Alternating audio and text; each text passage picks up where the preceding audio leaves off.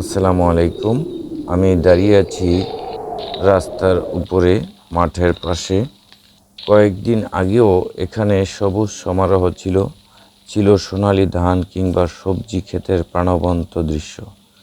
কিন্তু ঝড়ের তাণ্ডবে আজ পুরো মাঠ যেন মাটির সাথে মিশে গেছে। রাতটা ছিল আতঙ্কের, বাতাসের তীব্রতা আর বিকট শব্দে কেঁপে উঠেছিল আমাদের চারপাশ। ভাবিনি সকালের আলো আমাদের জন্য এমন দুঃসংবাদ বয়ে আনবে। ঝড়ের তাণ্ডব শেষ হয়েছে, কিন্তু রেখে গেছে এক ভয়াবহ ধ্বংসযজ্ঞ। বাড়িঘর ভেঙেছে, গাছপালা উপড়ে গেছে, কিন্তু সবচেয়ে বড় যে ক্ষতটা চোখে পড়েছে সেটি হলো কৃষকের স্বপ্নভঙ্গ।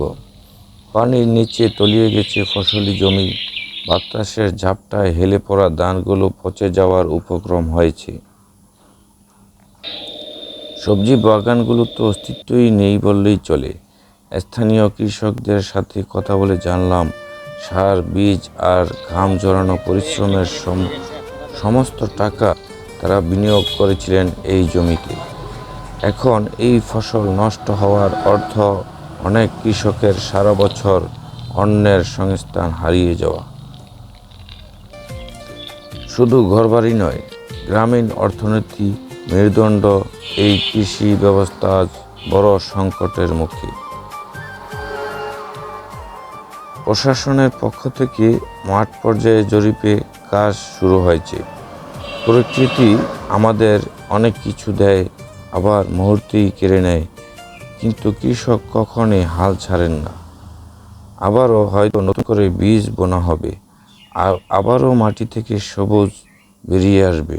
তবে আজকের এই দুর্যোগ আমাদের চোখে আঙ্গুল দিয়ে দিয়ে গেল, জলবায়ু পরিবর্তন এই যুগে কৃষিকে টিকিয়ে রাখতে আমাদের আরও বেশি সচেতন ও সতর্ক হওয়া প্রয়োজন। আপনার এলাকার পরিস্থিতি কেমন? কমেন্টে জানান। ভিডিওগুলো ভালো লাগলে শেয়ার করে সচেতনতা তৈরি করুন। সবাই সাবধান থাকুন, ভালো থাকুন।